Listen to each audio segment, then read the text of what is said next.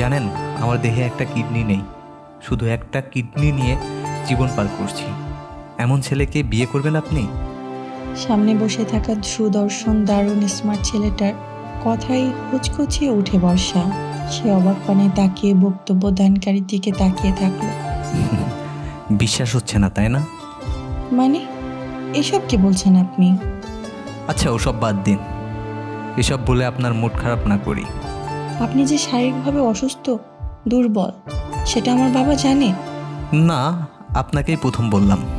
বাবা আপনাকে ভীষণ পছন্দ করে, অথচ আপনি আমাদের ঠকাতে চাচ্ছিলেন। এবারে দর্শনের হাসি মুখ নিমিষেই মিশিয়ে যায়। সে ক্লান্ত সুরে বলে, ঠকাতে চাইনি, সবটা জানানোর জন্য আপনাকে কফি শপে মিট করার জন্য রিকোয়েস্ট করেছি। আপনার সমস্যাটা কি? আমার মা অনেক সুন্দর। বর্ষা কি বলবে বুঝে পাচ্ছে না। ভেতরে ভেতরে সে ভীষণ রেগে যাচ্ছে। পৃথিবীতে কোনো মানুষই জীবনসঙ্গী হিসেবে অসুস্থ কাউকে কামনা করে না। সবাই একজন সুস্থ মানুষের হাত ধরে দেশ বিদেশ ঘোরার স্বপ্ন দেখে। দর্শন বুঝে তার মন পড়তে পারল। সে বলে উঠল, আপনি কি এ বিয়েতে রাজি?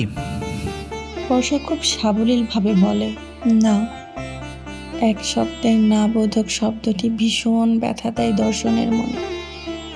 সে হালকা হেসে বলে, বিয়ের সম্পর্কে না এগোলেও প্লিজ রাগী চেহারা করে বসে থাকবেন না, আমার ভীষণ গিল্টি ফিল হচ্ছে। চলুন কফি অর্ডার দিই, ওদের নিউটেলা ক্রাসেন্টটা দারুণ মজার। অর্ডার দিই? বর্ষা বিব্রত বোধ করে বলে, আমাকে প্লিজ তুমি করে রাখুন। আপনি করে বলাই অস্বস্তি লাগছে। দর্শনের ভাবখানা এমন যেন সে এমন কিছু শোনার অপেক্ষায় ছিল না। ওকে। বর্ষার কেন যেন হুট করে মাইন্ড চেঞ্জ হয়ে যাচ্ছে। এতক্ষণ সামনে ব্যক্তিটি যে ভীষণ বিরক্তিকর ভাবছিল, কিন্তু সে এখন কেন যেন হুট করে মায়া লাগছে। বড্ড জানতে ইচ্ছে করছে ওর শারীরিক অবস্থার দুর্গতির কথা। আপনার এত কম বয়সে কিডনি অকার্য হলো কিভাবে? কিডনি অকার্যকর হয়নি, আমি ডোনেট করে দিয়েছিলাম। কাকে ডোনেট করেছেন? ওই ব্যক্তিকে আমি চিনি না। বর্ষা আবারও চটে যায়। সে পুনরায় কড়া স্বরে বলে, ইটস মিন আপনি নিজের কিডনি নিজে অবধি বেঁচে দিয়েছেন? বলতে গেলে হ্যাঁ। আমি আপনাকে কোনোদিনই বিয়ে করব না। যে মানুষ নিজেকে ভালোবাসতে পারেনি, সে অন্যকে কি করে ভালোবাসবে? টাকার জন্য যে নিজের কিডনি বিক্রি করে, সে নির্দ্বিধায় তার স্ত্রীকেও বেচে দিবে। কাটাময় কথার তলোয়ারে দর্শনের বুকে ছোবল মেরে হনহনিয়ে বেরিয়ে যায় বর্ষা। সে একটা বারও পিছনে তাকালো না। বর্ষা চলে যাওয়ার পর দর্শনের ভীষণ শূন্য অনুভূতি জাগ্রত হলো। কেন সে বর্ষার নামক মেয়েটা মায়ায় জড়িয়ে গেছে। মেয়েটার কটু কথায় তার বুকে বড় দুঃখ দেয়, পীড়া দেয়। সে নিষ্পলক দৃষ্টিতে তার যাওয়ার সামনে তাকিয়ে থাকলো। বর্ষার বাবা তার দর্শনের বাবা পরস্পর বেশ ঘনিষ্ঠ বন্ধু ছিল। দর্শনের সঙ্গে বর্ষার বাবা জাকির সাহেবের হুট করে একদিন সাক্ষাৎ হয়। তখন থেকেই বাবার বন্ধু পরিবারের সাথে যোগাযোগ শুরু হয়। দাওয়াত রক্ষার্থে বেশ কয়েকবার ওনার বাসায় গিয়েছে দর্শন। সেই সুবাদে বর্ষাকে চেনে সে। সত্য বলতে সে প্রথম দেখায় বর্ষাকে খুব পছন্দ করে বর্ষা। পুরনো অধ্যায় থেকে বেরিয়ে বাস্তবে ফিরে আসে দর্শন। পরের দিন বিকেলের দিকে দর্শনকে দেখে বর্ষা বিরক্তিকর ভ্রু কুঁচকে তাকিয়ে রইল এক পলক। এরপর তার দিকে এগিয়ে এসে বলে, কি সমস্যা? আমার ভার্সিটিতে কেন এসেছেন? ভার্সিটির গেটের সামনে দাঁড়িয়ে আছেন, এই এরকম হাবলার মতো কেন দাঁড়িয়ে আছেন? তোমার ভার্সিটিতে দারোয়ানের চাকরিটা পেয়েছি।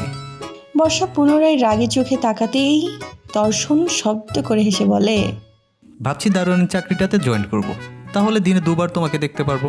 এর চেয়ে ভালো আর কি হতে পারে? এত ফালতু কথা কিভাবে বলেন আপনি? খুব বেশি বর্ষণ হবে আজ বর্ষা, চলো বাসার দিকে যাই। বর্ষা আকাশের দিকে তাকায়।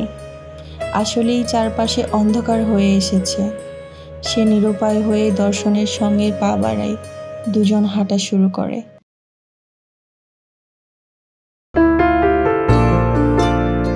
তারা গিয়ে পাশের এক জায়গায় দাঁড়ালো।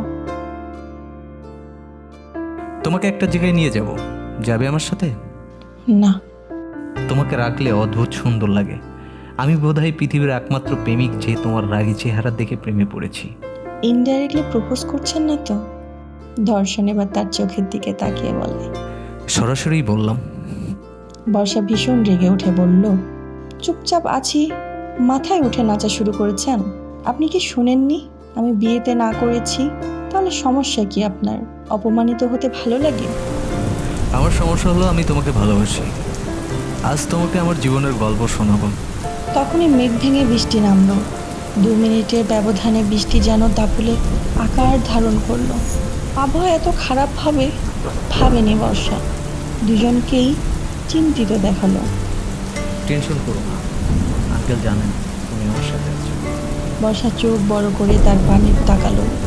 সে কেবল হাসলো। ভারী বর্ষণ হচ্ছিল তখন। এরই মাঝে দর্শন বলে ওঠে, জানো, বাবা যখন মারা যান আমি সবে এইটে পড়ি। মা একা হাতে আমাকে মানুষ করে। বাবা মারা যাওয়ার পর চাচা আমাদের সাথে যোগাযোগ রাখে না, এমনকি আমাদের গ্রামের জমি ভাগ আমরা পাইনি। একলা আম্মা আমাকে নিয়ে ঢাকাতে থাকতেন। আম্মা পেশায় শিক্ষিকা ছিলেন, বেসরকারি প্রাথমিক স্কুলের টিচার ছিলেন। আমি যখন সবে অনার্সে ভর্তি হব এর মধ্যে আমার জীবনে ঝড় বয়ে যায়। আম্মার ব্রেন টিউমার ধরা পড়ে। কয়েক মাসের মধ্যেই আম্মার অবস্থা খুব খারাপ হয়। হাসপাতালে ভর্তি করালে ডাক্তার জানান দ্রুত অপারেশন করতে হবে, না হলে হয়তো বাঁচানো সম্ভব নয়। তাও দেশের বাইরে নিয়ে যেতে হবে। দেশের শহরে নিঃশ্বাস নেওয়ার জন্যও টাকার দরকার। আম্মাকে চাকরি থেকে ছাঁটাই করা হয়। তবুও মানবিক কারণে ওখানকার টিচার স্টুডেন্ট মিলে কিছু ডোনেশন দেয়, যা খুব সামান্য ছিল। আমি অসহায় হয়ে পড়ি। সাহায্যের জন্য মানুষের দ্বারে দ্বারে ঘুরছিলাম, তবুও সম্ভব হচ্ছিল না। হঠাৎ হাসপাতালের এক নার্স আমাকে কিডনি ডোনেটের প্রস্তাব দেন। উনি জানান এক ধনী লোকের ছেলের 2টো কিডনি ড্যামেজ, ওর জন্য ডোনার খোঁজা হচ্ছে। ডোনারকে ধনী ব্যক্তি বিপুল পরিমাণ টাকা দিতে রাজি। আমি দুঃখিত, সরি। সেবার নিয়তি চরম অগ্নি পরীক্ষা নিয়েছিল, আর বোধহয় আমি সেই পরীক্ষায় পাশ করিনি। তাই হয়তো। বর্ষা জানে দর্শনের মা জীবিত নেই। উনি আরও বছর 4 আগে গত হয়েছেন। বর্ষা ভীষণ কষ্ট হয়। জীবন এত নিষ্ঠুর কেন?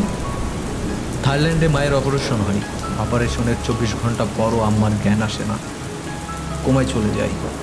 তারপর 3 দিনের মাথায় আমাকে একা রেখে পাড়ি জমাই না ফেরার দেশে।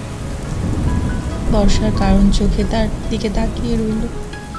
ততক্ষণে বৃষ্টি থেমে গেছে। তারা হাঁটছে। তারা এসে থামলো পুরনো 3তলা এক বিল্ডিংয়ের সামনে। বর্ষা অবাক নয়নে তাকালো। বাড়ির সামনে একটা সাইনবোর্ড, সেখানে লেখা প্রভাত কিরণ। এর নিচে ছোট্ট অক্ষরে ইংরেজিতে লেখা, if you parents become burden for you, send your blessing in our home. এটা আমার প্রিয় একটা জায়গা, তাই ইচ্ছা ছিল প্রিয় মানুষকে নিয়ে প্রিয় জায়গায় আসার। দর্শনের কথায় তার ধ্যান ভাঙে। দর্শন বলে ওঠে, উদ্যোক্তা হওয়ার পর থেকে সমাজের জন্য কিছু করার ইচ্ছে ছিল। নিজের বাবা মা নেই, তাই অন্যের বাবা মায়ের মধ্যে নিজের বাবা মায়ের ছায়া খুঁজছি। এখন আমার 16 জন মা আর 9 জন বাবা। আমার এই ছোট্ট পরিবারের সকলেই তাদের বৌমাকে দেখার জন্য বেশ আগ্রহী। বর্ষা বিস্মিত চোখে তার দিকে তাকিয়ে রইল। দর্শন যেন তার চোখের ভাষা পড়তে জানে। সে আপন মনে বলে, বর্ষা, আমি বাইরে অপেক্ষা করছি। তোমার যদি ইচ্ছে থাকে তাহলে তুমি ভিতরে যেতে পারো। প্রশান্তিকর দমকা হাওয়ার উদাসীন হয়ে তাকিয়ে থাকে আকাশের দিকে দর্শন। সন্ধ্যা নামায় অন্ধকার আকাশ। তবে কি তার জীবনটাও এমনই রাতে আকাশের ন্যায় আধারে ছেয়ে যাবে? আচমকা তার হাতে কারো স্পর্শ পেতেই খানিকটা চমকে ওঠে সে। নিজের হাতের দিকে দৃষ্টিপাত করতেই দেখে বর্ষা আলতো করে তার হাত ধরছে। মনের অজান্তে চোখ কর্নিশে এক ফোঁটা অশ্রু এসে যায় তার। জীবনে এমন করে হাত ধরে হাঁটার মতো একজনকে ভীষণ প্রয়োজন। তবে কি আধার ফুরিয়ে আলো রোশনি দেখা দিল তার জীবনে?